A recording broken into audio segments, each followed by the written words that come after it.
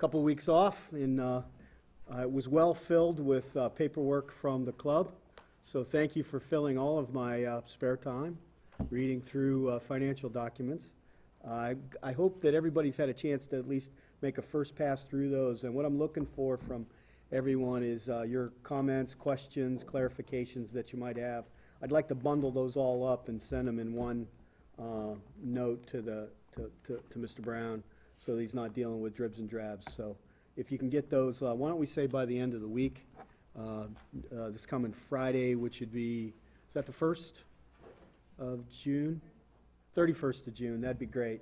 And that way I'll have the weekend to compile them and get them to Mr. Brown and the rest of the folks helping him out at the club.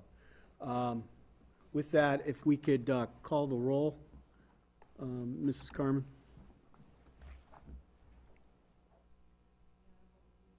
Here.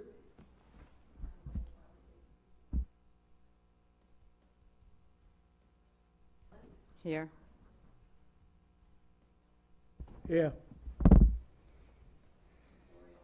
Here.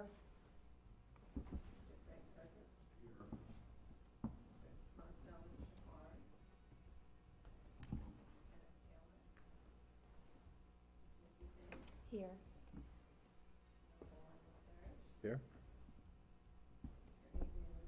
Here. Okay, so we have 9, right? Or we have 8, which is a quorum based on the rules we voted on. So we can go ahead and conduct business. And Mr. Taylor and Mr. Shepard are both traveling for their businesses, and they sent me notes on that. And I believe Mr. DePietro will be here at some point, so we'll look forward to him joining us. I hadn't heard from him. Have anybody else heard from Mr. DePietro? So he'll probably be here. So we'll go ahead and get started. As far as what we've said we've been doing with the minutes is we've just gotten 2 new ones. It'll give you till the next meeting to read those. But if you've had a chance to go through the previous minutes, I will entertain a motion.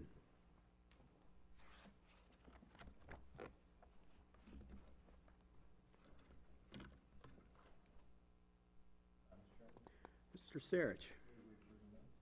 I have a motion to approve the minutes. Do I have a second? Second. Got a second. Thank you, Ms. Holland. Anybody opposed to approving the minutes? Now, hearing none, we'll pass by acclamation. Thank you again for the hard work on those, Mrs. Carmen. Appreciate that. You've got 2 new ones here, so when you get a chance, please go through those, and we'll take a vote on these to officially enter them into the record at our next meeting. Do we have any business that we want to clear up from the last meeting? Everybody's had a chance, I think, to take home that massive chunk of paperwork and go through it. I know I've been going through it. I have a number of questions, more clarifications than anything else. I'm hoping that the rest of you have had a chance to do that and get those to us. Is there anything else that business from last time that we want to take care of before we open up a new agenda item? Seeing none, we'll go ahead and move into agenda item for night 4 for the 4th session. Fourth session, which is all about the facilities. I want to thank Mr. Brown for all the hard work that you've done to date on this, and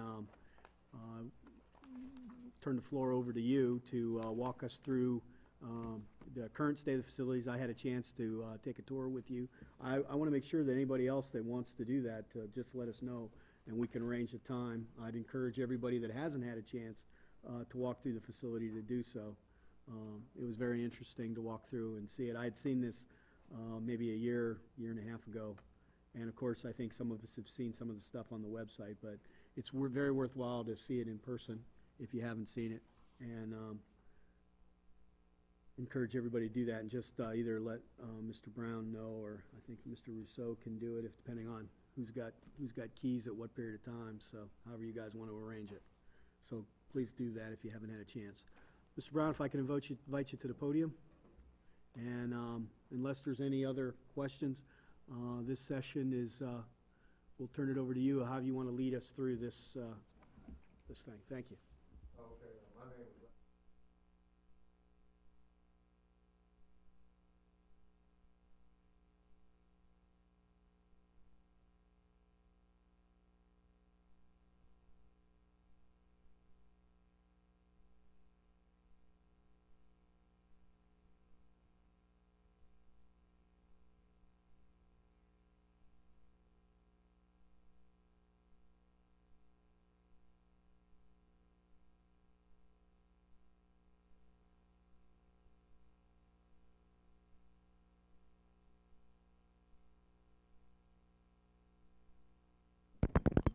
Testing. Okay, my name's Levin Brown, I'm a City Laurel resident, president of the club. Just want to go through my involvement with the club. When I first came down to the club, what I had witnessed was just a facility that needed a lot of work.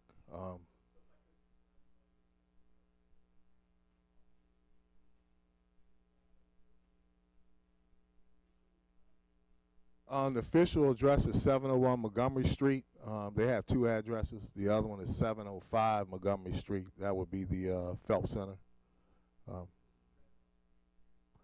That's considered 701. That's the annex, right? So any mail comes to 701 or either 705.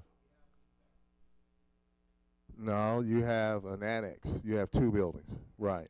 The annex is separate from the club. Correct. Your guess is as good as mine. I believe it say 1899. Right. It's difficult to find that document. 1899. Right. And then we have the building that's commonly called the gymnasium. 1954, I believe. 1954. Then we have the Phelps Center. No date on the Phelps Center. We have any idea of the date? Anybody from the city? 50s? Okay. Okay. And then there's the annex that's a completely separate building off to the back. Correct. Is there any other buildings on the property? That's it. It's 3.5 acres. 3.5 acres. Correct. Okay, I just want to make sure we're all. So you have, with the club, what I saw they owned was 3.5 acres, which is what we just described, and then the 7.7 acre McCullough Field. So those are the two facilities that I noted when I came to the Boys and Girls Club. Mr. Chairman, Ms. Brown, it's really the one, not the annex, but the gymnasium, the Phelps Center are integrated into the original building, the 1899-ish building, right? So it's really one big building, and then because they're all connected. Correct. And behind it is the annex, which is the annex building is not physically connected either through any way, right? Correct. Okay, but so the building itself is all one structure, all connected. Right. Okay. The annex at one time was connected by like 3 poles on each side. It was a hallway leading to the annex, but it's not connected at this point. Okay. Thank you. Okay. Thank you, Mr. Chairman. So like I said, when I got to the club, by the way, the building itself is the first high school built in Prince George's County. It's on the National Historic List. It's one of the 80,000 buildings on that list, and of course, it's noted in the Maryland Historic. And that was one of the things that when I got there that I couldn't believe. You know, that you had a building there in that condition that's actually on the historic list, and it houses children. So it's just the center part of the building that's actually on the historic list, right? Correct, but whenever you do anything to any part of the building, you have to get permission from the historic list because it's connected. Mm-hmm. So, you know, for me, it's it's been a hassle. It's all together as far as I'm concerned. Like I said, when I got there, it was just amazing to me that a building was in that shape with our children in it. So what I did was I started to close down certain sections of the building. The first one was the Child Care Center. Now, where was the Child Care Center located? Child Care Center is located in the basement. You need to back off the mic a little bit. Yeah. It'll pick you up. Child Care Center is located in the basement of the facility. There also was another part of it that was connected to the boxing area, which is again just east of the Child Care Center. I consider that a firefighter's trap because me being a firefighter, any one of us would crawl up in there, you wouldn't get out of there. So what we did to that section, we completely tore that section out. That's where they were housing equipment in that section. I believe you're probably familiar with that section, Lionel. Right, where you go down, you go up some stairs, it was wooded planks or whatever it was. We tore that down. that was immediately, we got rid of that. Go ahead. Just make sure you're on. Yep. Yeah. Screen, you're good. Mr. Brown, I have a question. You said that you closed a child care center. Yeah, that's correct. Which child care center was it? It- Was it independent of the Boys and Girls Club? Yeah, it was called Tiny Town. Okay, was Tiny Town not state regulated or, Yes, they were. and so they've passed off fire inspections and safety regulations to maintain their license, correct? Correct. So, were they paying rent? Yes, they were paying, I can't remember what it was they were paying. It was about $3,000 A month? a month, And correct. were they paying utilities or anything? No, Okay, and how long had they been in existence there? I want to say 10 years before I got there. So they started there and got licensed and everything all the way through, but then you closed them Correct. because you didn't feel that the area was safe? Well, I mean, I didn't close them personally. I took it to the board, and, you know, I expressed my concerns with it. I mean, the bathrooms were disgusting, in my opinion, and it was just run down. The other side, the classrooms were tore up, and I felt that kids could get into those classrooms. So I just expressed my opinion, and, you know, fortunately, the board went with my decision. And they had current inspections? I have no idea. All I know is what I saw. And in order to operate a child care center, I believe you would have had to been inspected. I know we do that in Howard County. All right, I- thank you. And I think that's a good comment. It really is, I think, more of a comment on the state of inspections. I think any reasonable person that walked through there would have done what Mr. Brown did, and I think that's why the board's fully supported him. It wouldn't be a place where I think any of us would willingly, put our children. Right, and it was affordable. Right. I mean, you know, it was affordable to the community, and I believe that played a big part on keeping it closed, because it was a battle for me. I even after I had closed it, I had to actually run to my car. So people were so angry at me, but it was something that definitely needed to be done. And for the record, if I could, I was one of those parents, I'm sorry, that was chasing him to his car. My kids, all three of my kids had previously come through the daycare center, and it took further, it was later for me to understand why he did what he did. And I think one of the things that showed that he actually made the right decision is the fact that now the city has since cited some of their concerns when another daycare center had asked to come in and use the facility. So for whatever reason, things hadn't changed as far as the building is concerned, but there were codes that the fire marshal actually indicated to us had to be taken care of. So for some reason, whether it's grandfathered in or something had changed over the time period, I think he made a good decision, and I made a wise decision to let him be for the safety of my kids. So those are a couple things, issues that I saw that need to immediately be addressed. Those were addressed. Also, what I did at that point, I polled the membership or participants, whatever you want to call them, and they came back. 800 people actually got back to us in that survey, and they just cited some of the things that they wanted done at the club, and that's what I addressed in our strategic plan, the facility needs of the Mr. club. Brown, have you ever had an inspection of the building? Yes, we have. The city has sent their fire marshal down. Not a fire inspection, just a complete, like you do a home inspection, Yes. bring in somebody? Yes. When was the last time that was done? I brought in a team. They did a structural analysis of the club, and they went through and they told us things that need to be done. It's an extensive document, and I have that for you. Approximately, what was there, what did they, did you ever budget, take a look at what was needed? Well, the city did the first. Yeah, I'm The very first aware one. of this. Yeah, and that was 3.5 million. When our folks came in, it was somewhere between 2.6, because we brought in our architects and we brought in our contractors. That was done before me. So just so we get it right, so the city did an inspection or paid for an inspection, an engineering inspection of the building prior to No, the city didn't pay for an engineering inspection. The city sent down Marty Fleming and whoever else. All I know is that's the name I saw on the document. You have that document. That was a professional, I'm looking over at staff, that was a professional done. That was done before the club accepted the building. Correct.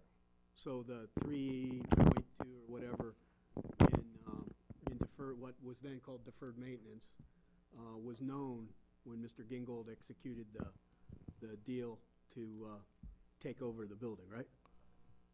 I wasn't there. All I know is I could look at the document, and the document showed $3.5 million worth of work that needed to be done. Right. That's all I And saw. what I'm saying is I'm putting into the record that I know for a fact that happened prior to the club taking over the building. Correct. Okay, so then subsequent to that, you had another inspection done? Correct. What happened was they brought in, it wasn't me. The inspection was done in 2004. They did a structural inspection. They brought in engineers. The engineers went through the building. I had those documents there, and they came back with the building is structurally sound. It just needed work, as I've been saying all along. It needed facial things done to it. So that's where we went from there. Okay. We came up with the master plan, which I have here. That's extensive. It goes through the whole process of how you bid, Right. what type of wood needs to be put in there. I mean, it is an extensive document. So if I could, before we get to that, if I could ask a couple more questions. So at some point, there was an appraisal done that you shared with the task force. Correct. And what were the findings of the appraisal? The appraisal was $2.1 million. And were there any caveats on that? What do you mean? Well, Lay terms. What's that? Use lay terms with me. What do you mean by that? Did the company that did the appraisal, did they cite any terms and conditions by which the appraisal would be null and void? You mean to up the appraisal? To just say that here's our appraisal, and if the following, as an example in there, they cited that they did not do an environmental analysis, correct? So they also said in that appraisal, if in the one you shared with us, that if there were any environmental issues that needed to be mitigated, that their appraisal would be void at that point, correct? I don't know. All I did was see that figure, 2.1 million. I understand. I sent it to the real estate office for the state. The state went through they have an office that looks at appraisals. The state looked at it. The state passed the appraisal, and that's what I went with. Because in order to get our bond bill, I got you. that's But now what we're we talking had about to deal with. we're talking about the facility. So the other thing on there, if you could share, because you shared it with me, and I know I've heard the same from Mr. Lotsky at the Armory. Can you talk a little bit about what it's like to maintain a building that's on the National Historic Trust? Well, What's the process? Well, the process is we have a person that oversees the community service program, the court systems, which is 4 of them. They send people to us, and those folks maintain the building, whether it be mopping it, cutting the grass. How about if you want to replace the windows? That's the one I'm getting to. What That's kind of, different. That's what capital. I'm talking about. Well, you said maintenance. I'm sorry. I meant the capital repairs. Right. I There's want people to appreciate what it means to own a historic building. okay. Well, just want to make everyone clear. There's very big differences between maintenance and capital. My apologies. Okay. With maintenance, to maintain a building that we have, you only have to compare it to a building like this, where it costs thousands of dollars to maintain that building. One thing about the Boys and Girls Club is because we have partnerships with the court systems, our maintenance is low. So our volunteers are taking care of the maintenance of the building. So when I hear folks say, oh, they're putting too much money to maintain the building, that's not true. Where the money goes into is what they call capital. That money comes from bond bills, or that money comes from what they call the Community Development Block Grant. Or some grantors will give us building money. The club doesn't spend a dime on that, on renovation. That money comes from those folks. So what we have to do is we have to write grants, and it's extensive. It's an extensive process. That's why you have the master plan, and that's why you have to get appraisals, and they have to be approved through an office that the state has. I just can't have somebody go out and do an appraisal and they accept that. It's an office that actually takes care of that. And then we have a person that oversees it. Her name is Ray Ratuma with the state bond people. And then we have a lady named Patrick Smelly that does it with the Community Development Block Grant. But there's a tier. You have a contractor that has to be approved. Our contractor is Centerline Contracting Services and Mike Hogan, architect.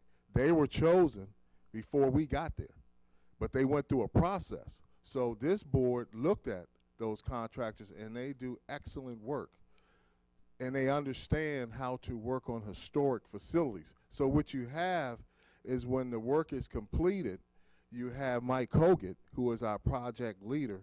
He actually looks at the work as an architect and says, yes, Levitt, that work has been done. And then it comes to me, and I overlook it with his help. Once that occurs, that is sent to the state or to the Community Development Block Grant people, who also look at it to make sure that you're doing what you told them you were going to do. So Once that is approved, they either reimburse you or they pay that company straight. I appreciate that, and I appreciate your patience here. Let me get, so can you walk us through, as an example, the challenges you have replacing the windows? With the windows, that's just a different story. That's the story. Yeah, with the windows, it's been a battle for Who's the battle with? the historic.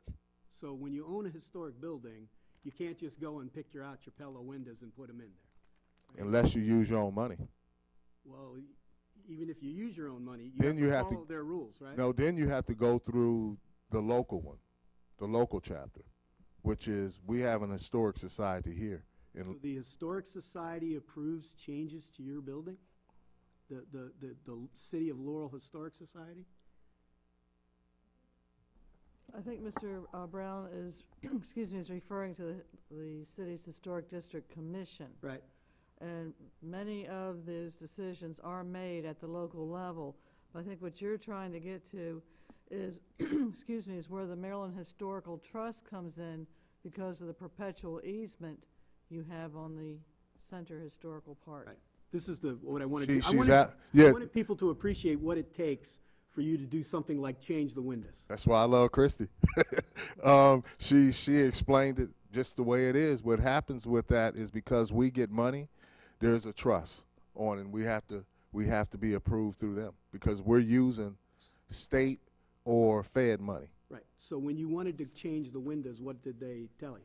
Oh, well, they told you that they told the club that they had to actually restore the windows that they have. So in other words, you got to pull that window out. You got to refurbish it and put it back in. That won't work because we've had the engineers say that once you pull it out, it crumbles. So that's not an option. So we went back to them. We've had 3 or 4 companies come in that actually work with the Historic Trust that they just can't do it. It can't be done what they want done because we wanted to replace them with efficient windows that look just like what we have now, but it won't work. And so when you went back to the Maryland Historic Trust or whoever holds the approval on this, and they said, no, how do you get past this loggerhead? You can't. You just you just deal with it. So what we've done, we've just plastic up the windows. I understand. But what I'm trying to get at is, as an example, in your appraisal that you got for the $2.4 million, Correct. it never cited that was a historic building. It gave $60,000 as a cost to repair, cost to repair. And as an example, what's it called, the thing that fell down across the top of the building? The cornice.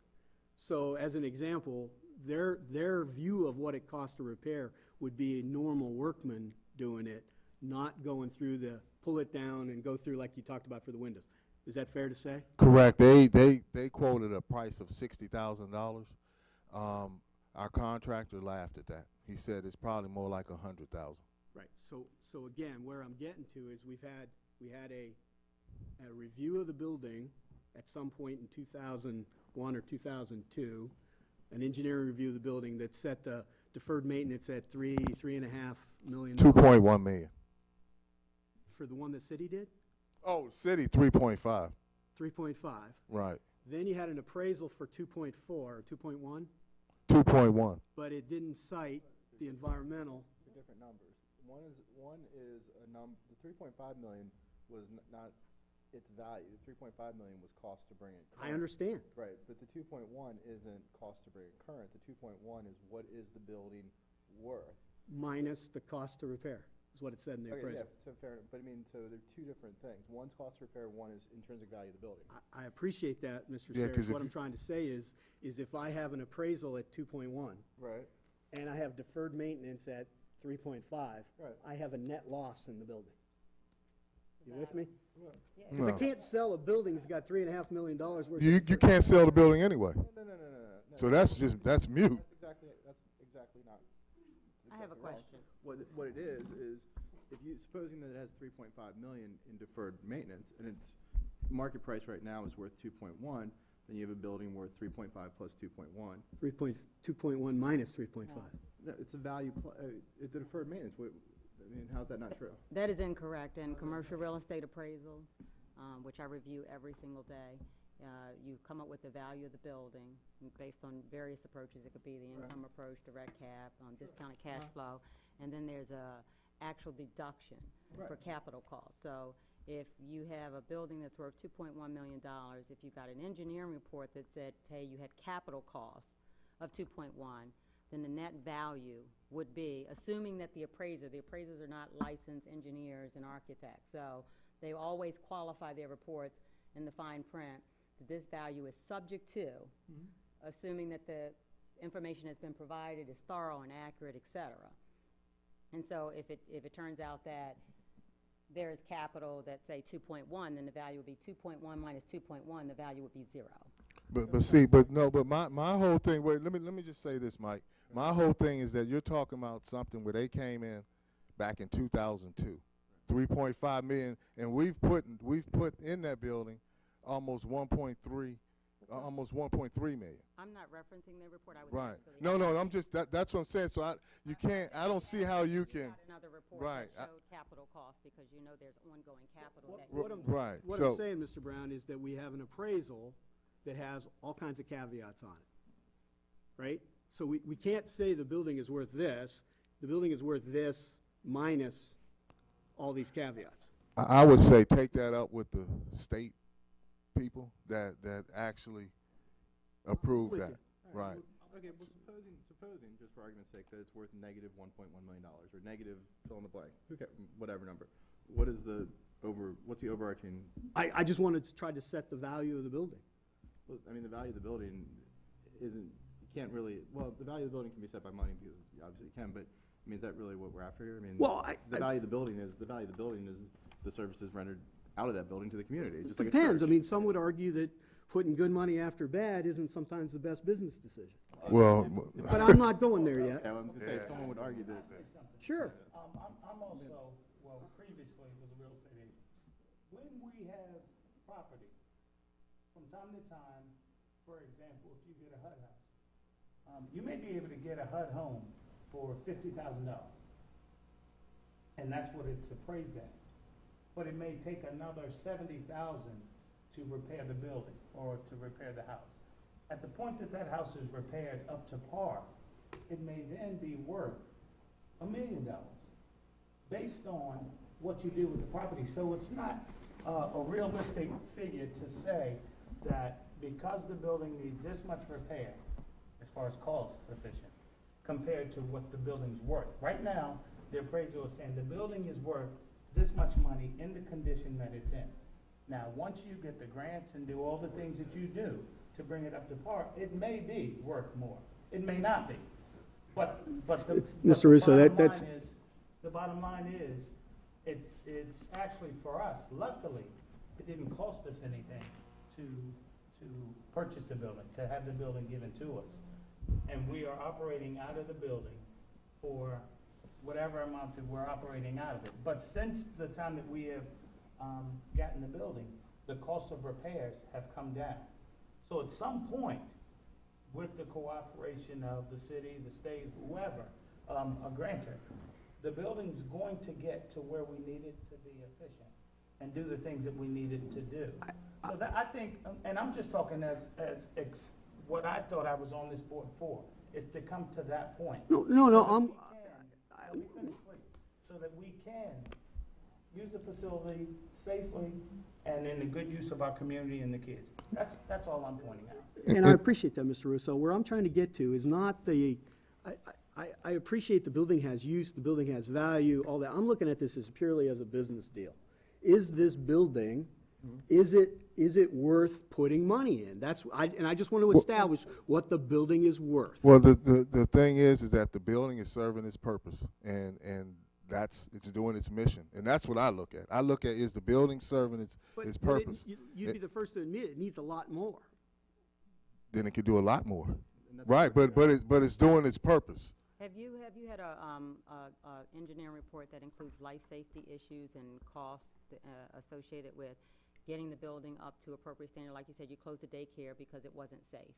So, and the board agreed with you that the building wasn't safe. So is there any reports that's been done since you've been there that specifies and provides a breakdown of, in the next 5 years, the roof needs to be done at X cost, or, there needs to be, maybe there's asbestos in certain rooms that need to be removed by X year, a certain cost to get to a total capital cost? Is there a report that includes that? You have what I have given you, and that's basically everything that needs to be done to that building. Like, for example, the kitchen.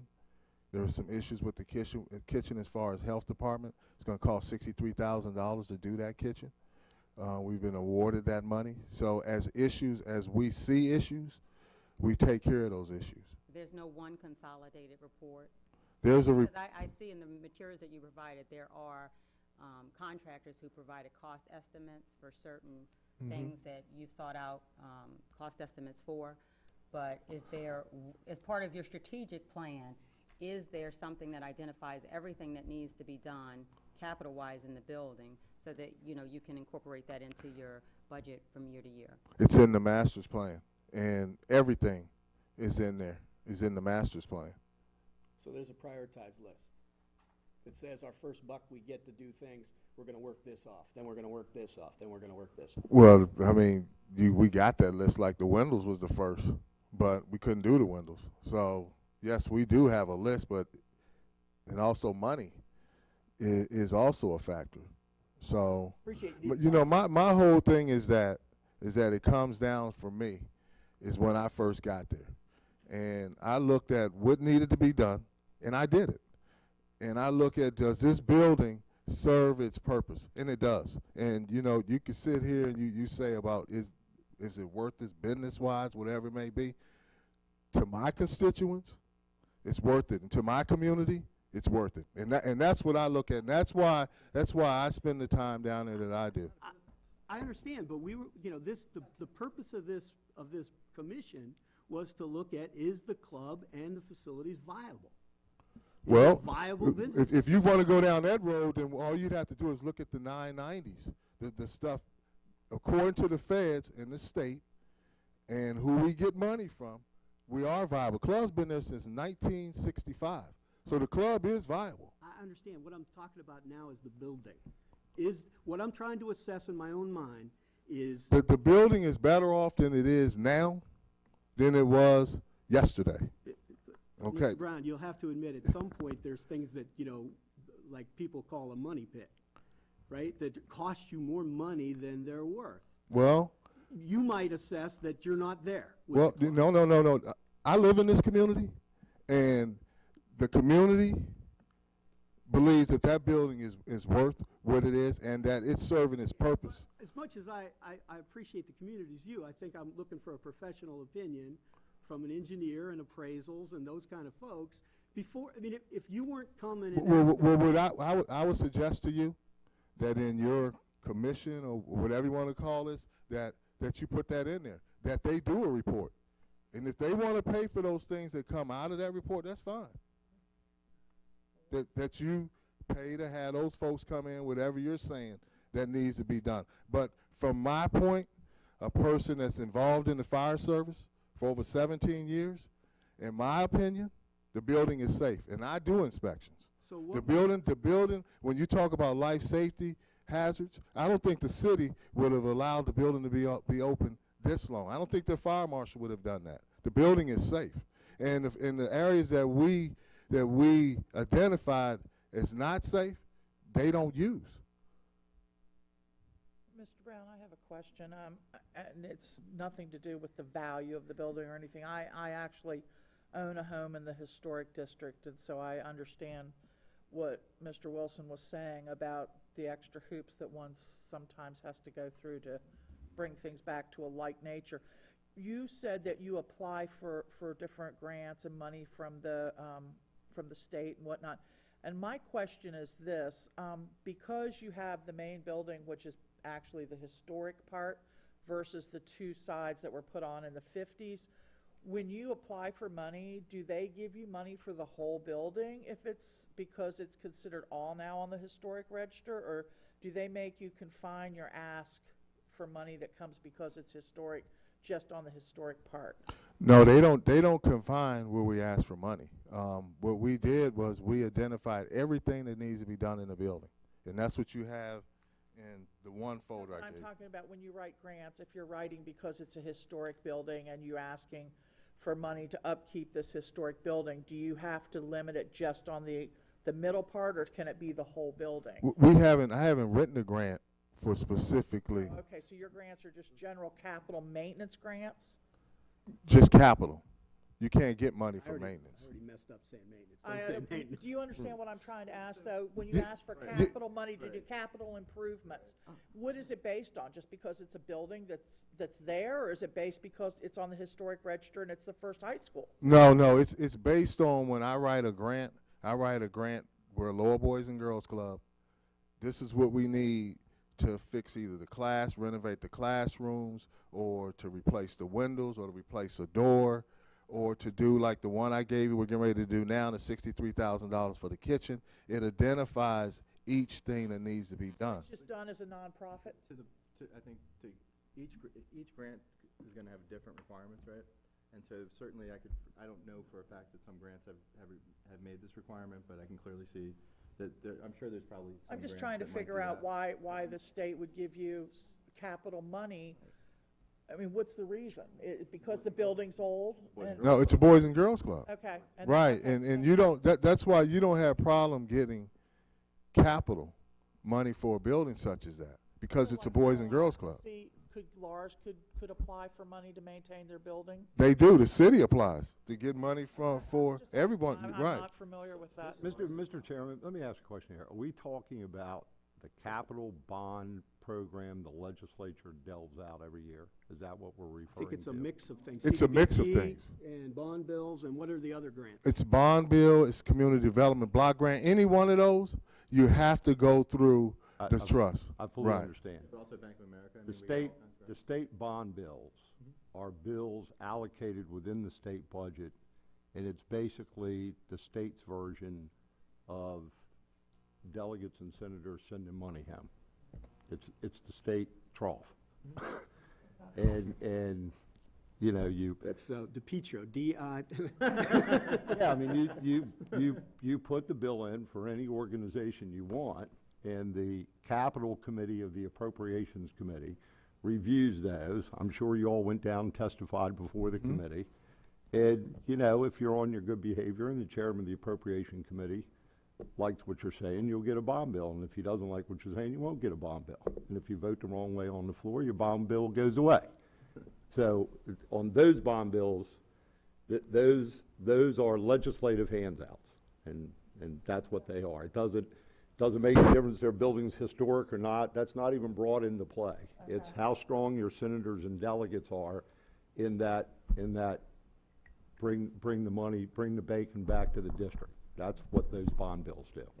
If the bond bill involves a property of a Maryland Historic or National Register, then that bond money can be leaned up against the property, which I'm sure you've had to do on your state bond bills. So in other words, when you get that money and you're of a historic nature, they lien your property for the value of the bond based on the work that you're going to do. So when it says to lien, what does that mean? It means the state has a right to step in and take your building if you don't do what you said you're gonna do with the bond money. Okay, but I want to get to the And it point. normally requires a matching fund requirement. A lot of them require matching funds. Not all, but many of them require matching funds. Where the matching funds come from, the state doesn't care. But if they put up a $500,000 at the Boys and Girls Club, and it's a historic, it's going to be registered, and if it's a matching fund, then they have to prove that they got $500,000 to do the work and $500,000 to draw down from the state. And that all has to be audited and proven out to the state. Exactly. If you want it now, you didn't get the windows done, but you got the allocation for the money. You can't just go take the money and do it on something else without going back to the legislature and say, I'm changing this. You know, if they said this is what they're using it for, then you have to go back to the state of Maryland, go back to the legislature, and basically get a change. So Mr. DePietro, I appreciate that. Mr. Brown, the reason I brought up about the Maryland Historic, is it Maryland Historic Trust? It's a historical trust, and one thing I wanted to mention was it is only the center portion that was the original high school Right. is on the National Register. The two wings are not. Right. So what I wanted people to appreciate is that because it's on the Maryland Historic Trust, as you've told me about the windows, you can't be as efficient as you could otherwise. In other words, if you were going to fix the windows and you didn't have the Maryland Historic Trust telling you how to do it, you could have just gone and bought windows and been done. I could have used the bond bill money, as Mr. DePietro mentioned, to fix the windows because that was one of the priorities. Right. But because we couldn't, he's absolutely right. I had to jump through chains to get the money redirected somewhere else because he didn't mention that you lose that money if you don't use it in a certain period of time. So we had to jump through hoops to. So if I could, I'm trying to help here, honest. When you go to do work that has to be approved by the Maryland Historic Trust, you get your contractor, they work with somebody from the trust to say, is this work right or not? No. How does that work? What happens is, whatever your project is, you send that to the Maryland Historic Trust. You send it to them. And what they do is they have an office that overlooks it. And then they send it back to you saying whether They approve it they or not? approve it or not. If they disapprove it, you have to go a different way. You try again. And that's what we did. We tried again. You get another window group that they send to you. They send you suggestions, and you try it with them. And you did that, We did that. and it went to them, and they kicked it back, and what'd they say this time? Each group said that we have your answer. So they fill out whatever they are, their proposal. They send it up to the state, and then each time it comes back that it's not approved. So you did it the first time, it came back. You used their contractor or their window people Not the first time. the second time. Second or third. Second or third, you sent it to them and they said, this is like the way my wife argues with me, right? She won't tell me what the problem is, but she just keeps yelling at me. And they sent it back the second or third time. At this point, you've already used everything. What's your recourse? Your recourse is to do what we did. You send another proposal saying that, okay, since you won't let us do the windows, can we do the bathrooms? And so they come back, they look at that and say, okay, that passes. You can do the bathrooms. Okay, but the windows didn't get done. Right, so what we did with the windows are sealed. I understand, you put Right. plastic Right, and they're plastic. to keep any more decay from hopefully We're happening. not worried about the decay. We're worried about the heat and the cold for our children. I understand. So my reason for going down this was that when you own a historic building, it is more difficult to keep it in good condition. Because when you want to do work. I on own it- my house. It's the same to me. It's. Okay, I mean, you when you own something, that's just the way it is. yeah, but you Except for in this case, it's a Boys and Girls Club. It's a community thing. So the community has that problem. Not, see, you guys make it like it's me. I'm But not it- making it but- like it's you. But I'm it's just the making it- community that has that problem, not me. Many of us that own a I'm just historic making the effort I as a appreciate it. volunteer to try to make sure these kids get what they need. I don't mean anything personal by it. What I'm trying to get across is, when you own a historic building, maintaining that building, keeping it in good repair, is more difficult because of the processes involved. To go after capital money, get that capital money approved, and get the work done is more difficult. Would you agree with that statement? Sure. I mean, the Armory, right? Difficult. Yes. Okay, that's all I was trying to get to. Thank you. You can, please continue. Mr. Chairman, the Armory gets to be, that's a perfect example. You all made application for your windows down at the Armory because of their historic replay, and did you get the windows you wanted? No. No, we have to renovate the existing windows. And that's because of the historic structure of the building. They're telling you you will return those windows to the windows they are. Mr. Lotsky, if I could, I don't mean to put you on the spot, but just as a rough order of magnitude, what's the difference in cost to renovate the windows at the Armory versus just replacing the windows? Just your estimate. Is it an order of magnitude? Is it 10 times more expensive or less than that? I would say at least 5 times more expensive. So it's a half an order of magnitude. Yeah, Because to obviously make something historic remain historic, you correct, can't just go slap in some new window, Yeah. even if it looks like it. right. Keep- For example, we're in the middle of approving a contract right now, or going to council for a contract. So this contract involves taking these steel windows out of the building. They go to a shop to be stripped down to bare metal. Anything that is decaying on it is fixed. They repaint these windows, reglaze them, then they bring them back. They have to repoint all the brick around the windows, the lentils, the sash inside. Yes, it's very involved. Thank you. Mr. DePietro. Now, keep in mind, the state and the federal government do this to themselves as well. All of Annapolis is on the historic register. That's the oldest existing capital in the United States that still functions as a capital. So all that work you saw on the dome and all the windows to get replaced is all taken back to square one, rebuilt, just like they were when they were put in 1700. Because this school happens to be on the National Historic Trust, it's hitting that level of attention. In the Maryland, it wasn't filed with the Maryland Trust, it was filed with the National Historic Trust, and because it's at the national level, the Maryland Historic Trust automatically comes into play, because that's the local agency that oversees federal buildings within your jurisdiction as well. The truth is that, and one thing I want to make clear so that we have it on the record, the two wings are only subject to the Laurel Historic Commission, not the state or the county. So if they wanted to change the windows in the gym or the Phelps Center, that would be through the local jurisdiction, which has tremendous more flexibility than dealing with the national standards. Thank you. I have a question. Being is that the Armory that we own, our city, realize that the cost for the windows are 5 times as much as a regular window. Have we ever considered letting the Armory go because of the cost of the windows? Or do we feel that the Armory is still worth refurbishing the windows and paying that extra amount of money to keep it in our city? I don't know the question to that. I Well, don't- I'm I mean, asking, you'd have to ask the council, but I don't know if anybody. because it wanna- seems like we're still trying, despite the cost of the Armory facility, we are still trying to get those windows done. And I think I'm just letting everyone know that we're trying to do the same thing. I appreciate For our that. building. Again, I'm just looking at it, I'm just trying to understand. Okay, I'm just trying to understand also, because our city makes decisions based the same way. And we are fighting, because I've sat in the meetings where I've spoken to in Annapolis for the same funding for our windows as they were for their windows.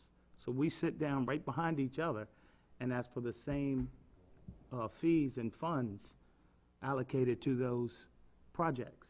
So all I'm saying is, I think if it's good enough for our city to continue despite the cost, I'm trying to point out to everyone that you're trying to point out to, that we feel that the Boys and Girls Club is a valuable building that needs to be considered as well. Because if the Armory is good enough, I think we service and house a whole lot more kids than the Armory does. And the city feels the necessary, and they feel it deemed needed to go and ask for the funds for those windows despite the cost. So despite the cost, I don't care if it's 10 times more, to keep our kids warm in the facility and to give it what it's providing for our community, I feel that it's worth it. And I think we should make that statement as an advisory committee. Because if we're not going to, then I think we should reassess the Armory Yeah, going after the. Mr. Rizzo, I appreciate it, but, you know, the Armory's not in question here. What's in question is the Boys and Girls Club. You got a valid point, you made it. I That's good. appreciate it. Well, I have a question, because, I mean, I heard Sarah earlier say, you know, what does the business have anything to do with it? And then you're talking about the building and the cost. I mean, when this building was purchased, you may not have done a report, but you had a report that kind of detailed what the cost to maintain it. No business, I don't know of any business that makes an acquisition without doing its due diligence and having an understanding at the very least as to how some of those costs are going to be taken care of.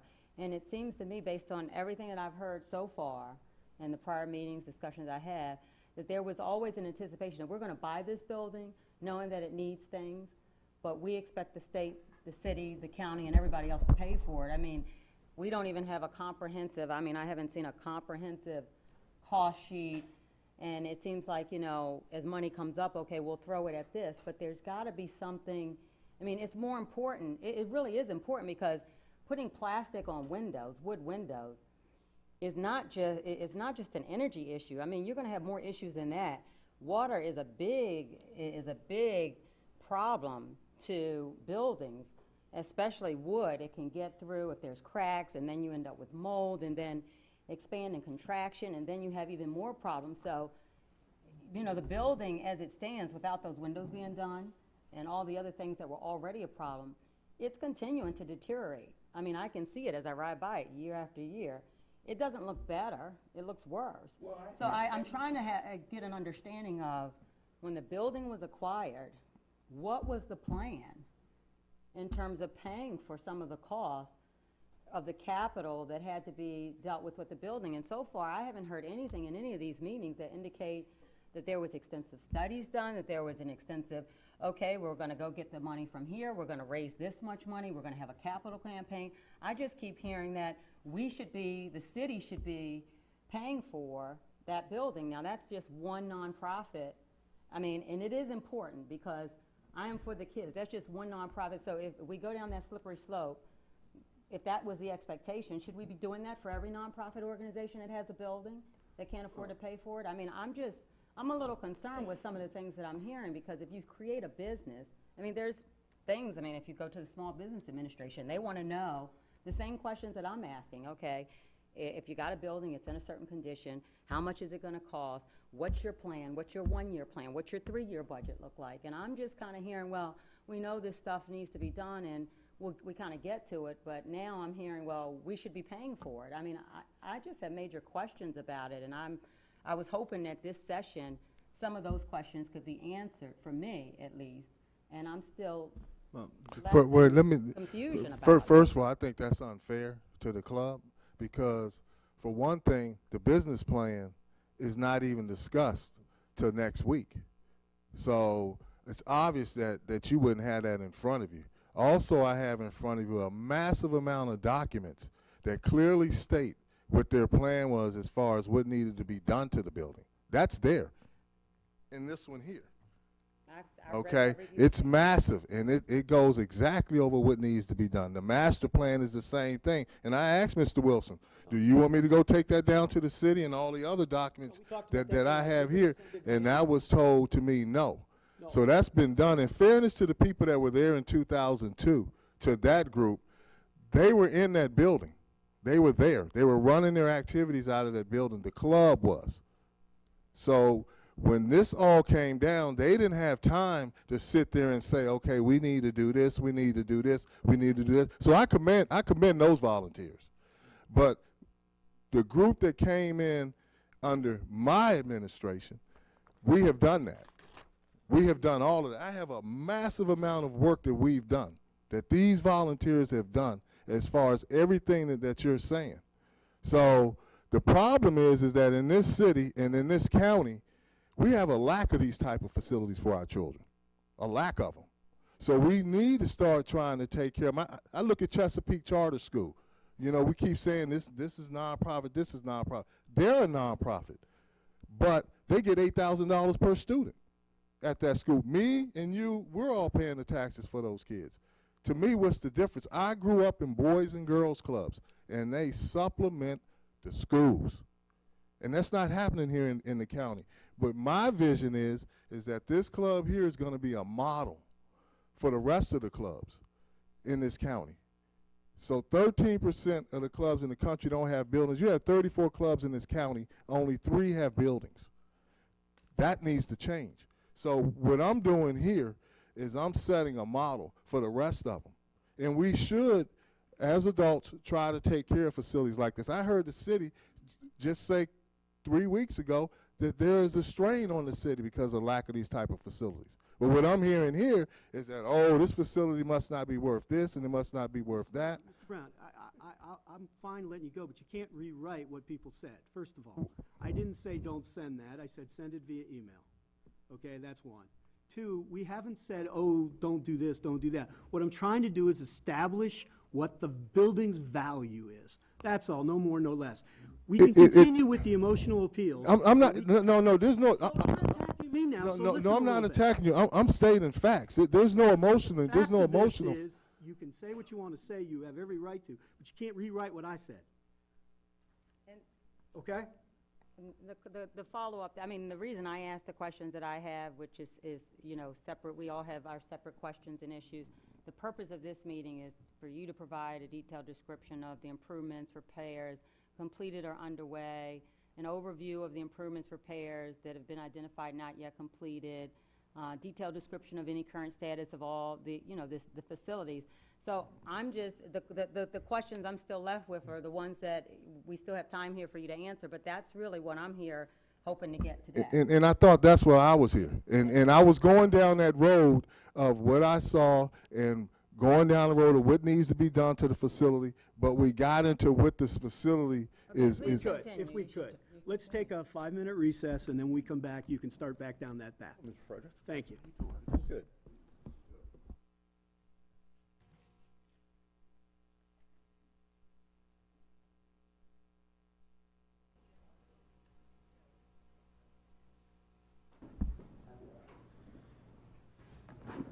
All right.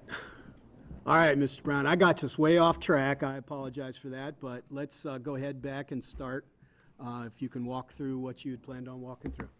And I promise to sit on my hands. Okay, I'll get back to it comes back to the strategic plan. When I got there, basically what we looked at was the facility needs, and everyone has a strategic plan. You will see the number one thing that we have there is that we need to install energy efficient windows throughout the facility. We weren't able to do that. Okay, so that's on the back burner. The next thing that we put down is we needed air conditioning in the entire building.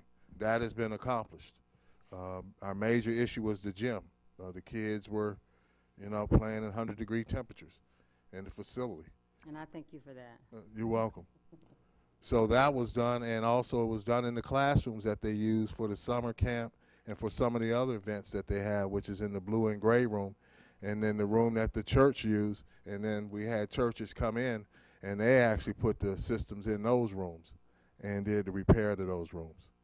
We installed a security system because in the Boys and Girls Club, you should be able to monitor people coming in and out of your building. So we're able to, we got cameras all throughout the building. We also just received another grant to upgrade the system, and we were able to get that because of the things that are going on now in this country. Install new interior and exterior doors. We were able to do that. Mr. DePietro mentioned that we should be able to put doors on the other parts of the facility. That wasn't true in this case. We had to get the historic Trust's blessing to put the boxing door down at the boxing area. So that's being done in the next grant. We also renovated the bathrooms, the 2 main bathrooms that the children use, because as I mentioned, the bathrooms that I saw, that it was just horrendous. So those 2 bathrooms were completed, and then we had a group coming called Forrester that does the bathrooms on the gym side annually. That company comes in and paints them and renovates them. And then the Girl Scouts are going to be doing the plumbing over there this weekend. Renovate the basement area. That was one of the things on there. We were able to do 3 classrooms, and that was under the partnership of the churches. So the 3 classrooms in the bottom area have been renovated. However, the bathroom needs to be renovated down there. Currently, they're coming up the stairs to use them. Replace the gym floor. The gym floor needed replacing. We didn't have the funds for it. So volunteers got together and basically made the floor playable for our children. We installed tile floors in the play areas. We upgraded the electrical system in the club, placed several panels. We upgraded the plumbing system in the club with the exception of about 3 bathrooms that need to be upgraded.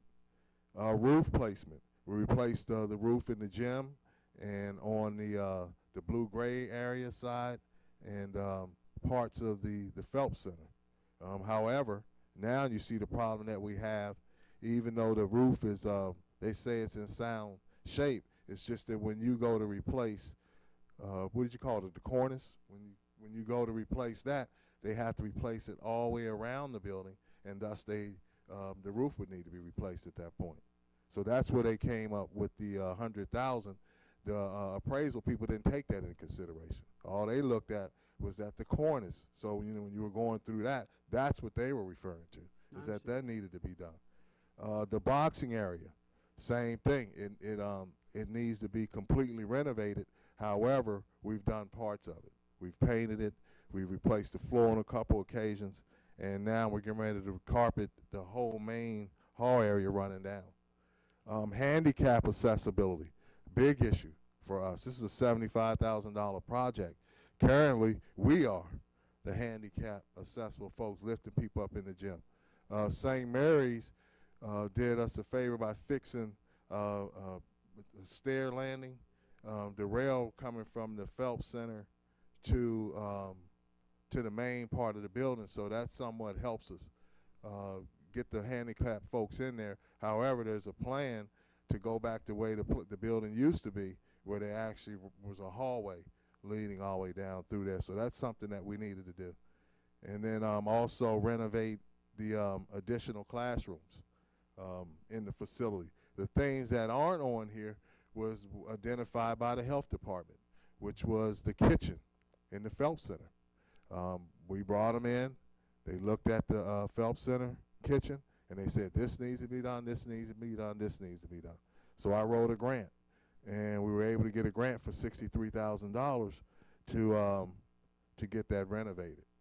And then currently, I gave you a whole list of things in there that are on our list that needs to be done, and that's basically, that knocks down just about everything that needs to be done in that building.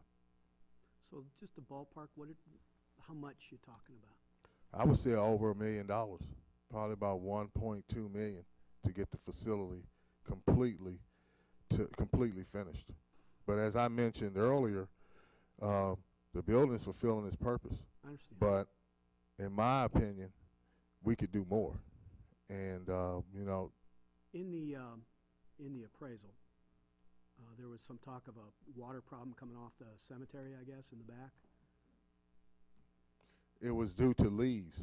And has that been fixed or? Correct. Oh, that's all been done? Right, and it was the same thing with the annex. It was due to, the leaves were growing into the windows, so we had to hire a company to come out. Okay, so that's all Cut been those. fixed. Okay, thank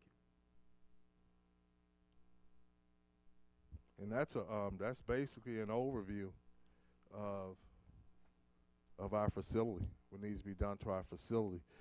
This strategic plan won't be revisited until January of 2014. Mr. Brown, given that everything gets done to the building, do you have any idea of what it would cost to maintain the capital improvements and things as they break on an ongoing basis? Let's say everything, your wish list is fulfilled.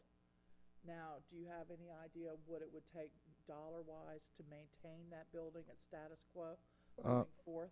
No, I don't have a dollar-wise because it's come back. Well, I can look at what our budget is, of what we've actually paid over the years. It comes back to we have a court system that sends us almost 10 volunteers. I'm not talking about maintenance, I'm talking about capital. I mean, every time you fix something, of course, things are still gonna continue. Even if you fix the building perfect, it's like buying a new house. Eventually, things go wrong. Do you have any kind of idea or plan on what the continuing budget would need to be if your wish list is fulfilled on the building moving forth? No, I couldn't look into the future and tell you what it would cost to renovate a facility. But I can tell you this, though, that they would be able to get the capital and the community development block grant money for whatever they would need to get that done. And that's why we've done the things that we've done to put in place, because we're not going to be there forever. But they're going to have a system in place where they're going to be able to go after that money, just like when Mr. DePietro had come to me about the tax issue. Basically, we have a system in place that should have alerted me that, hey, your tax is up, because all it was a simple thing of writing a letter, and that's what we did. So, it'd be very difficult to tell you what that may be.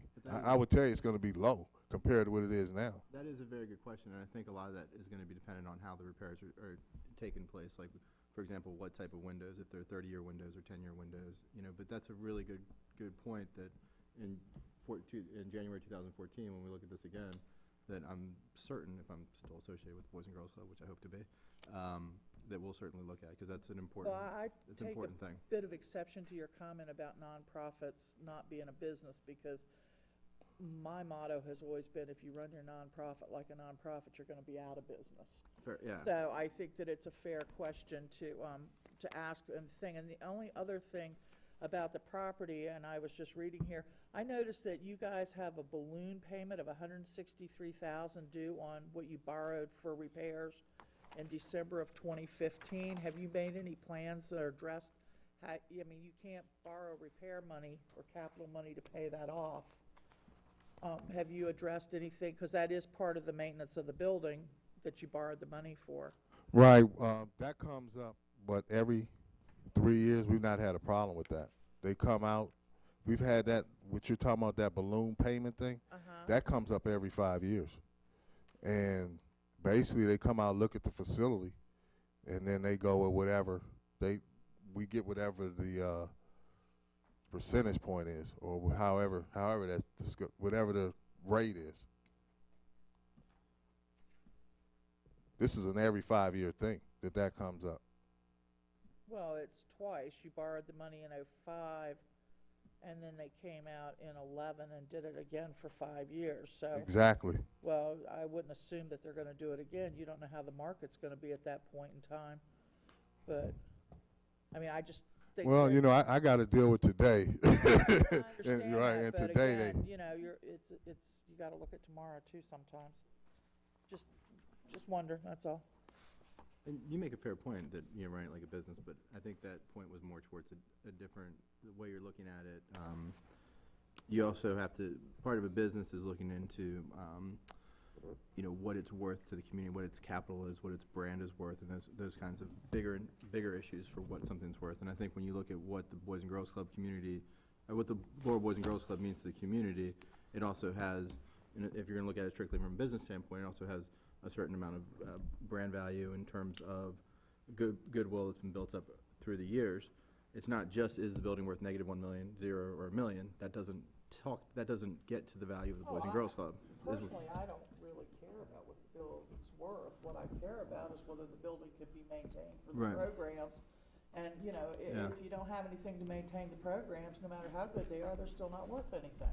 Fair point. That's all the way I look at it. Fair point. My question is, do you have a time frame for these repairs? And as the time goes on, are things going to deteriorate more before you can get these repairs done to the facility? The main concern is the windows. That's the main concern, and that's been a concern of ours. I don't think it'll be done in my time. I just don't see it. It's just difficult to say, but the main thing is the windows. And right now, you know, we've done what we could do. We put in the plastic over the windows. So I don't, you know, I can't sit here and tell you that the windows will be done next week. But I could tell you this: if I'm ever in a position where we can get those windows done, it'll get done. And hopefully one day I'll be in a position where there'll be some focus on things like the windows at the club, at all of these clubs. Anything else, Mr. Brown? You, like I said, you have a folder there that has everything in there, what the plans are for the facility, and just want to let you know that just like the programs and everything else that's ran at the club, there's a process there. And because I know one day that I'm going to be leaving there, and that I want to make it easy for the people behind me, and I think that we've done that. You submitted some additional material. You submitted some additional materials today? No, not today. These are from last week. Oh, these are from last week. Mr. Brown gave us, at our last meeting, he gave us some representatives from, I think it's the Concord Boys and Girls Club for exemplars, and the Madison Square, and then 2 updated statement of activities. Yeah, basically what you have is what I tried to get in time for the financial meeting, and it was just going to basically show you how those clubs' budgets are. And I was just basically going to go over the budgets in the past years. Like, for example, during the casino period, the budget was $1.3 million. Go over what their budgets were. These folks have had money because these programs cost money. She mentioned about nonprofits. If you run like a nonprofit, you know, you end up being out of business. Well, Boys and Girls Club's been in business for over 100 years, and so have school systems. And they're not making any money. And that's the way I look at the Boys and Girls Clubs, is that they're on that same avenue as those nonprofits. I have a question. You said that back when they were doing the casino and all, they had the budgets. Is that information on tax documents or what? Because I was told there was no records from back in the 90s. What I have is their budget from back then. Basically, what happened is and I want to apologize to Bob Gallin. He was because I call him Bingo Bob. He was the president in 1994. When he actually left the club, they had over $240,000. He was a paid executive director then too. When he I don't left know. in 94. Okay, but when he left the club, they had over $240,000 in the club. But all I can look at is the budget that they gave me, that I look at, and it was $1.3 million as to what they had. But my question is that he was a paid executive director, Right. and they had an administrative person. What happened to all those records from the 90s into when you started or Mr. Russo started in the 2000s? I mean, they had an office and records and stuff. You're asking me. I wasn't there then. I understand that, but obviously you've discussed it with Bob. No, what I have is what's passed down to all the presidents. It's just their budgets and their Right. 90s. No, what you get, what was passed down to all the presidents, there's a book that you get, that they hand you. And it has, it's the book. The book. And what it does, it guides you. It guides you through the books and the minutes. It guides you through how they've worked. Mr. Brown, I think what Ms. Arnold is asking for is the business records, were any business records maintained? No, I'm not saying that there was none, because we're still here. They obviously did that. But they're not right, Have in your because possession. Do you no, I have in your don't have them in my possession? possession. But there is records, Ms. Arnold, because as you know, 501c3s, we wouldn't be in existence today if they didn't. But there are records. So there are Now, records going back into the 90s. There are business records that that are maintained in the club offices? No, not maintained in the club, because like I told you, I haven't seen them. Okay. All he's got is the book, which I understand. So there We are- have a Right, book too. There are- exactly, I There got are right, no business records from the 90s that you know of in the club? that I know of. Okay. And that doesn't mean that there has to be foul play. I'm not sitting there, Nobody right, said- no, right, no, yeah, I'm I not just- sitting there saying that during the casino period that it was this, it was this, it was No, this. no. All I'm telling you is what I saw as to what their budget was, and you asked me the question about what those documents were, and all I'm doing is comparing budgets. I don't care what they did. All I'm looking at is what they operated on, what we operate on today. I was hoping that perhaps that would shed some light on her questions about when they took the building over in the early 2000s, that perhaps as leading up to it, they thought that the budget could sustain it. You know, because Yeah. that's, you know, and you can't go back that far and get any public records on that, so. Well, I mean, Lionel was the president then. You have, Please but, turn on your mic. but he was here in 2002. I mean, there's no records there. You have anything, Mr. Yes, Or Mr. when we took Francis? over, there's no record from the bingo time. So we had to start, because at that time it was different, because we were more sport-oriented than social issue stuff. So mainly it was a sports club. So we didn't have any of the things you have now. So Mhm. it's changed since he took over. Okay. Any other questions? Any other questions? I happen to be going through these financial statements, or these Boys and Girls Club, these models and examples that you Mhm. gave. And I was trying to see. Turn on your mic. Sorry. That's I keep all right. I've doing been that. making a mistake all night. I think I talk loud enough, but maybe not. And I guess I'm trying to ascertain how much of the funds that you guys raise are through private, what percentage of it is through private donations and things other than grants? Because this looks like a substantial portion of what the Madison Square Boys and Girls Club has coming in, besides fee, the membership fees are minor, they're $5, is through corporate supporters and gifts and donations of individuals and certain companies. And then there's probably, I think, a third of the money from this other Boys and Girls Club from New Hampshire that's also from, other than, government grants and contributions. So what percentage of the funds that you guys have coming in for your annual operating budget are from private grants and fundraising, other than bond, not including Not government bond? money. Well, we received $75,000 from Maryland National Park and Planning. That's government. How about? She asked for grants. That's a grant. Okay, other than municipalities, city, state, county, what amounts have you gotten? We've received over the years money from Commonweal Foundation, from Prince George's County. It's not the county, but it's the thing that came in reference to the National Harbor. We've gotten grants from that, which is separate, which is not a government grant. Redskins Foundation, Bank of America. So what percentage each year, or how much do you I budget? want to say for- probably about 12%, Sorry? if that, 12%. Okay, so, okay, all right, I just. Right, and see, what you're looking at, when you say Madison and those other groups, we're so big that in order to compare ourselves to them, those are all their clubs together. Okay, but still, Right. you gave me this, right? Correct. And I also looked at the National Boys and Girls Club, which kind of has the same percentages, and then this New Hampshire, this is one individual club, right? I want to say Concord? I believe it's several clubs. So it's operating as a single corporate entity, though. What do you mean? It's a single 990. In other words, it's a single corporate entity, or is it This- multiple this corporate? Concord. I think it appears to be a single corporate entity. It might have individual buildings. Right, but it's still, yeah, correct. It's but still a single under the corporate entity. 990, right.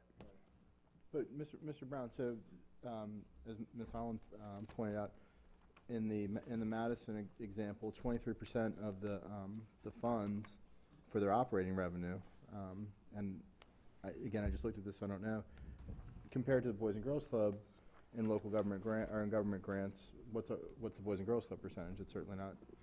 When you go to the operations, it's less than 2%.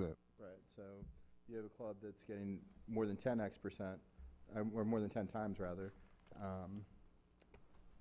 government grants in terms of percentage, even though they are very successful, make no mistake about it, in terms of getting other grants and other grantors. And I think what happens, and what I've experienced as a member of the board, is that kind of form follows function in this way, that people look to what's going on in the local community in terms of local governmental support. And we've gone up this, we've gone through this with grantors before, when the grantors and other groups see the commitment from the local community, the council members, the mayor and council, and et cetera, and the community, then that kind of follows. And so the idea is that you get that seed, that initial kind of bump from the from the city or from the local government, and then that kind of builds. You're able to go to other areas and get more funds. And I think that's probably in the successful Boys and Girls Clubs that I've looked at, it seems to be that that's a recurring theme. You get the local support, and then other people kind of glom onto that. So I hope you're Right, not, and piggyback I mean, from that. because I've done some research, and I'm sure Sure. I'll have this spreadsheet probably when we get to the next. I mean, this Boys and Girls Club has gotten a lot of money as compared to the other Boys and Girls Club in Prince George's County. Make no mistake. All of them have only gotten maximum, maybe 3 of the clubs listed, $5,000 in any given year, and that's only maybe 2 consecutive years. This organization has gotten money every year Right. from the state, the county, the city in-kind service, so. Well, it's You know, certainly. we're not comparing Right. Apple. What you're saying is Yeah, a this is- model in New York. I'm Right. comparing apples to apples right here in Prince Right. George's. Right, Yeah, and because- that's why one of my things is I'm trying to have a model here that those other clubs, because I sit on that board, and you need a model, and that's exactly what we're doing here. We are the largest club in the county, and like Lionel said, we do more than just sports. The clubs in the county do just sports. That needs to change, because you're turning away kids that don't play sports, that want to have music and dance and all of those things. We're able to offer that through partnerships, but one day that's not going to work, and that's why a model has to be set, and that's what we're doing. We're doing here in Laurel. This is just a stopping ground for me, because I was raised through Boys and Girls Clubs. And when I first got here, the first thing I said to myself was, this is not a Boys and Girls Club. And I get the calls every day. The community's changing. And there's people like me moving in the community that came through real Boys and Girls Clubs. And they had a chance here. I was telling Rick that I'm going to get the opportunity to testify on the Hill, because my wife works up there. And my biggest thing is going to be that there's 13% of the clubs in this country that are just like us. In fact, in Prince George's County, all of us are like that, but we're not receiving anything. That has to change. What's the difference between the 87% and the 13%? The 87% is, for example, when I contacted Steny Hoyer, I said, we need your help. And he said, Levitt, I'm already giving the clubs $100 million. No, you're not. So what's the difference? The difference is that between those two sets of clubs. this club here was formed a long time ago. A long time ago. With Boys and Girls Club of America, it's for clubs that are actually coming into the community, that are just starting up. So you couldn't belong to the National Boys and Girls Club? Because of our mission, we couldn't. We'd have to kick the churches out. We'd have to say bye-bye St. Mary's of the Mills. We'd have to do some things that our mission says that we're not going to do. And those two brothers that started this organization, that's not what they want. Being Boys Club of America is not good for everybody. And the thing is even if you do go Boys and Girls Club of America, that money's not guaranteed to you. Nothing's guaranteed. You're still going to have to go out and do the things that we're doing. What Serge mentioned is absolutely correct. What happens is when you're not receiving that support, from your father, for example, then other people aren't going to support you. That has to change. So people like myself are making noise about that these clubs need to be supported. She mentioned that we get more money than all the rest of the clubs. That's a shame. That's a shame. Those clubs should be getting more funding. These people are, the Boys and Girls Clubs are taking over. They're over 28,000 kids are coming through these clubs. 28,000, and they're just doing sports. So something has to change with that. We have a building. That is a reason we should be getting more money than some, because we actually have it and we're doing more. So I agree with the fact, and we're making the noise. We're doing the testifying and trying to make this thing happen. But this is going to be a model here. So if I could just so we are all clear, the difference between the 87% that are in the National Boys and Girls Club and the 13% that aren't, can you give me more specifically, what specifically is the difference between those two sets of clubs?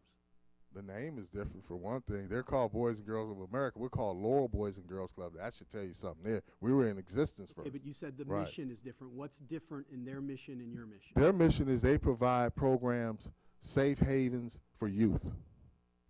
Okay. Our mission is, because of the way these clubs are set up, is we work in partnership with the greater Laurel community to provide recreational and educational activities to families and youth. That's what we do. So, for example, in order to run our dance program, we work in partnership to do that. They hire somebody to do it. That's the difference. So you would be prohibited, they wouldn't, you can't join the national program under your current structure? If we change, sure. Saying, under your current structure. No. What is it that prohibits you from joining? Exactly what, for example, I'll use St. Mary's of the Mills as an example, okay? They don't have a facility to do their gym classes or whatever it may be. So they can contact me tomorrow and say, hey, I can't, we can't do this. Can we come over to the club and do that? Sure you can. Girl Scouts of America. We have tried everybody in the area. Nobody can provide us a space to do this or do this or do this. Can we use your facility? Sure you can. Okay, so two separate things, just want to make sure we're all clear. So St. Mary's rent space from you. Correct. Okay, so you're providing you're providing real estate to them for a fee, but the Girl Scouts A nominal fee. Nominal fee, but the Girl Scouts don't pay you rent. Nope. Right? So Mr. Brown, I'm just trying to get to the point of under your current program, if you wanted to join the national program, you'd be prohibited because you rent space? Is that what's the impediment? No, but You see what I'm asking?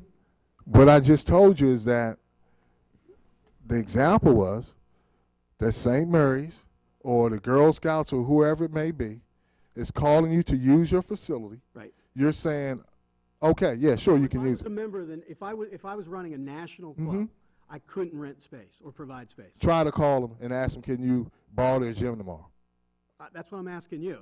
Big difference. Okay, so you can't. They disallow that kind of a program. Because I would be telling that volunteer no, that volunteer no, and those volunteers, no, you can't use the facility. It doesn't work like that at the Boys and Girls Club. Mr. Brown, is it fair to say that because the club is structured the way it's structured, it has much more flexibility than if the club joined the national? Absolutely. I'm just trying to Now, understand what that if you flexibility is. join the Nationals, nothing would change with your board of directors or any. They don't come in and just take over that. What they do is they come in and they say, okay, you guys go do what you got to do. Nothing changes as far as that. I'm trying not to be difficult here. I'm not getting the difference. We should provide. Can we should somebody provide Mr. help me? Wilson. We should provide a separate document to Mr. Wilson and the members of this committee that would outline that. I can work on that over the next Can you week. just tell me? I just told you. Quoting chapter. I mean, I would like to have some documents to Okay. point you to All some right. sites. There are things I'm just that- trying to understand. There are Yeah, things that fair we enough. Yeah, offer fair. to the community that if we were under their umbrella, we could not offer. So they prohibit certain activities. Right. An example would be McCullough Field. You know, what they give me a hard time about all the time, about McCullough Field. Why are you allowing the city to use the McCullough Field for nothing? They hammer me behind that. So it's the same thing, and my thing to them is that they cut the grass, they do this, they do that, so that our kids can play on it. So it's no different than the Girl Scouts using our facility, and they do the plumbing or anything else. Okay. We work with the community. All right, we'll leave the McCullough Field issue for another day, Can okay? I, It's a facility. Can I ask one thing while you're getting that document? I noticed on your bylaws, I'm a real bylaw nut, that they were revised in January of this year. Would it be possible to get the copy that was previous? January of 2013. Is what it had on the top of them, yes, I don't have them here. That's just an updated, was that just an updated, like, It auto said date? revised, no, it said Oh, okay. revised bylaws. Okay. I was just curious as to Oh, what because of was, the, oh, right. Oh, yeah, because of the, okay. I was just curious as to what I'm sure, yeah, the difference was. I'm sure, I'm sure. Okay, yeah. so could you I'm take sure that there's as an a action? I'm sure there's a historic, I mean, I'm sure Well, there's a it's- record. I'm sure there is, yeah. fair 5 enough. months ago. I Oh, mean, yeah, that's what I'm saying. I'm okay. sure it's still there. It's not like it was over it. Okay, are there any other questions for exactly. Mr. Brown? Um, Anything else you want to add, Mr. Brown? All right, well, thank you. If I could add one thing, Mr. Wilson, I'm very much looking forward to Ms. Holland's comparison of the local clubs, but it really, to be fair, you know, this club is very unique. I mean, it's fair to say it is unique, and that's why, you know, having examples like this are very helpful. I mean, it's not apples to apples. I mean, it's kind of apples to pumpkins or something. It's different. I mean, it's got a building. You know, it's got a few rough spots on the pumpkin. You know, it's got some stuff that's different than the other clubs. So it's important to keep that in mind in terms of the scope. You know, the size of the building, the age of the building, the historic nature of the building. All these other things come into play. The mission, you know, being true to the founder's vision of the club, you know, and being true to the vision of the people who came together and pulled it. Yeah, even the very bones of the building, which was built thank you, with Mr. Brown, if you want. volunteer funds. You know, the building was built by people that got together and paid for it themselves. Okay, so, well, but the club's mission changed, right? The prior club was a sports-only club, right, Mr. Francis? But the mission didn't change. The mission never changed. to the mission of its founders, really. I mean, under Mr. Brown's leadership, I wasn't involved in the club in any way at that point, but in reality, it was to the mission of the club. And that doesn't mean that they weren't doing the mission. The thing is that the mission states that recreational and educational activities. And that's what we're doing, because you don't shut the door to children. And that happened to me when I applied for a grant from McDonald's. The folks sat right there, and, you know, we went through the whole process, and at the end, the lady said, "Mr. Brown, my child, could he be a member of your club? He does band." And I had to tell her, "No, ma'am. He couldn't be a member of our club." And that right there made me realize that big time that we're not fulfilling the mission. And that's what we're doing. So no, we didn't change the mission. That's not a correct statement. You fully exercised it. It wasn't being fully exercised before. Is that fair? Because it was sports only. What's fair? Well, sports can be educational too, but what's fair to say is that we did not change the mission, and that's what we're going by. With what you see on our front door when you come through it. Okay, I appreciate that, Mr. Brown. Thank you. I'm going to, unless there's any other questions, is there anybody signed up for a public hearing? Is there anybody who would like to speak? I'm going to open up a public hearing at 20 of 9. Do we have anybody here that would like to speak? Please come forward and give us your name and address.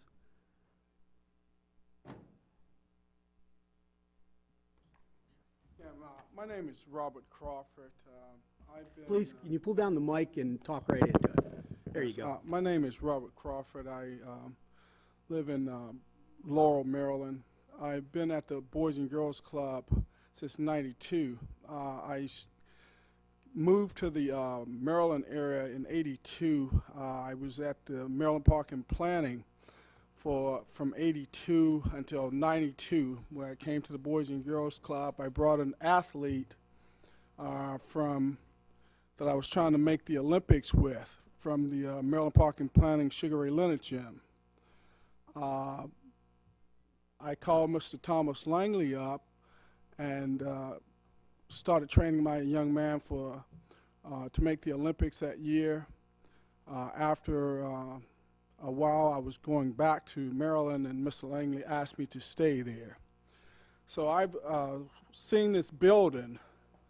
When Mr. Langley said, "Look, why don't you do this? Why don't you stay here? Why are you going back down there? You live in this area." And I said, just like Mr. Levitt, I said, I grew up in the YMCAs, the rec centers. I said, oh, this is a great building. And more programs. Let me start a program. And I watched this program. I watched the construction people come in. Name of the contractors? Centerline. Centerline, they came through, showed me architect, asked for my input on the design of the facility that I would like to see. It was budgeted at $3 million. So over the years, I watched, pieces come in. They would reconstruct. The bricks on the windows came down. So a lot of the windows were bricked up. That was changed. I watched the roofing change. I've gone through the code because I used to turn the boiler on, and that went out. And I was talking with the lady that owns Dottie's Trophies, who was the executive director at the time, and we were talking, and she said that was about 99 that boiler went out. So there have been repairs. And so what I heard was, I saw a budget to redo that. First of all, they got the building for $1. Whoa. And then it was $3 million to totally redo that thing. And I said, wow, that's going to be great. And I saw work happening. All these years I've seen, to this day, I've watched heard of a young man passing away in that gym. After that, there was air conditioning put in there. And all along, this place has been busy every year. Every year for 20-something years, I've seen that building busy. I have a family, 2 engineers, husband and wife. They're engineers, graduated from Morgan. He came in and said, wow, this is a strong building. This is a really nice building. It's a bomb shelter. I've seen the hurricanes come through there and wiped out the grocery store over there, tore it up, and not the building. So I watched that building as character. It's strong. I heard he needs 1.5 now. It started out 3. So I've seen improvement. I've seen activity. I've created activity in that building. And people have said, wow, if certain individuals weren't there, they wouldn't be there, because they could go someplace else with beautiful buildings. You have the LA Fitness and all these places coming up. But we have kids coming in there that can't afford to go to these places. And I've seen one smart young man. When the governor came, what was it, the governor? Steele. Richard Steele, young man, smart, So it's provided a lot, that building. And I don't, it's like with more funding, and it can make, my thing is that I feel that, business-wise, I'm good enough to make people come. And if the program's good, people will provide. I watch altercation politics, and I'm going to get into that again, because I don't like to play the politics. This aspect, I heard the field. When that happened, these funds stopped.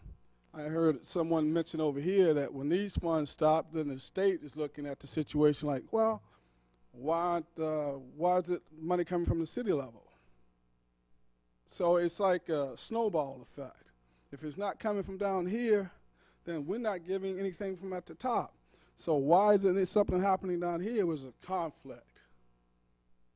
And everybody else, the small people, get smashed in the process. I just see it as a great building and lots of potential. And I've heard, tear it down, build it over, da-da-da. Somebody come in with more money, and redo it. It's already functioning. With surviving on what it has survived on all these years, with a little bit more input, it can generate money. It can make business. Okay? Thank you. Any questions? Just a minute, Mr. Crawford. Any questions for Mr. Crawford? Mr. Crawford, being that you deal with kids, I work hand in hand with you, so I already know what you do. Do you feel, and I understand the business aspect of what we're looking at. We're looking at dollars to cents. But can you put a price on what it would cost the city if the building wasn't there and wasn't operating today, with the gangs that are going on, with the GPA averages of our kids, with our school system and everything currently? Do you, can you put I can't put a dollar figure, compare that. I just, my comparison is, I look at the Armory right down the street, and someone came to me and a number of times, why don't you just leave here and go over there? The Armory, they have lots of space over there. And it says,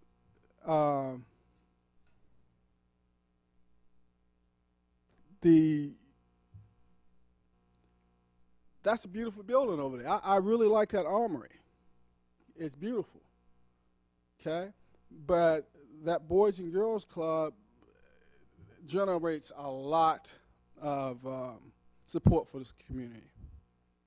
And as far as the parking lot's always full. Pilates uses it. St. Mary's uses it. So dollar figure, if that's gone, millions of dollars, I would think, millions. Thank you, Mr. Crawford. You're welcome. Anybody else would like to speak for the public hearing?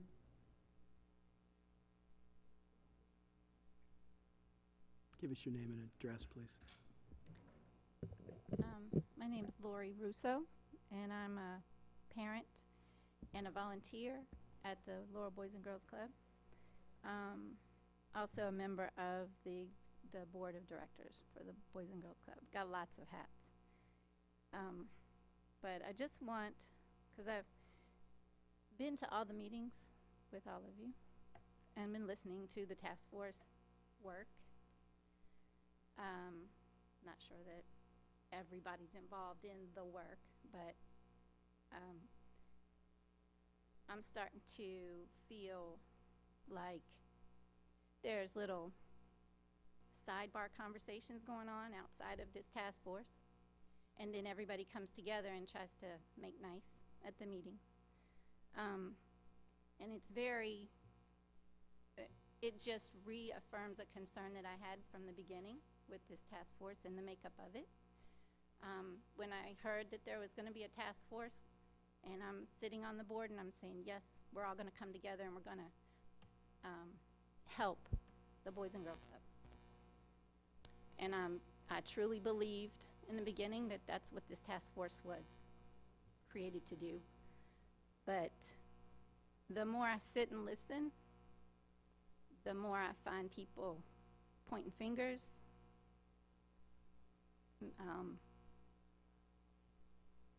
and not out for the best interest of the Boys and Girls Club, to be honest. I feel like that that people have their own agenda on this task force, and that sidebar conversations aren't helpful. that unless everybody comes together that's on this task force, and they may be even sitting in this room, that if we don't come together for a solution, that we're just going to exasperate the problem. Yes, the building needs lots of repair. And yes, it has been needing lots of repair for a very long time. $3-some million in the beginning. Guess what? We're almost 2/3 already accomplished. So now Mr. Brown says we're down to $1-something million that needs to be done to this building. So yes, we have been making repairs. Yes, we have been making strides to improve the building. The outward appearance may not look like it, because the main thing that we need to fix is those windows. The main thing that needs to be fixed is that, what's that thing called? The cornice around the building. Those are major, those are the outward appearance of the building. If anybody goes, and you tell your kids, they go to apply for a job, first thing you tell them is, dress nice and have a good appearance. Your appearance is what's going to make or break you. And if we don't get the appearance of this club up, then everything that goes on inside of it matters nothing. Doesn't matter what goes on inside that building. That's what you're telling us. Because it's an eyesore, or other words that I've heard is that it's falling apart, that it's a money pit. Guess what? At $3-some million, it was a money pit. We're down to 1/3 of that. So we have eat away at what was a money pit. We get those windows fixed. Guess how much we need to fix that building? How much would it take after we get the windows fixed to fix that building, to do the rest of the repairs? How much is the windows going to cost? Right. So that's half. You get the windows fixed, that's half. And all the other little stuff that needs to be fixed add up to the rest. Half of that is the windows. And you get those windows fixed, guess what else happens? The heating and the air conditioning bill goes down. And we can make sure that our kids are warm in the winter and cold and cool in the summertime, and that they have a safe place to go. Because right now, I can sit in a board meeting and watch a piece of my window fall to the ground. Those windows are falling out of the building. And if the Boys and Girls Club wasn't there to occupy that space, would the city let that building fall to the ground? Or would they go in there and fix it? Would they go in there and fix those windows, find a way to fix those windows, to make it, and the cornice around the top, to make it a beautiful building again? If the Boys and Girls Club wasn't there, what would they do? That's all I have to say. Thank you, Mrs. Russo. Any questions? Anybody else want to speak? Okay. If there's no other questions, we're adjourned until our next meeting, which is June the 4th. Thank you all.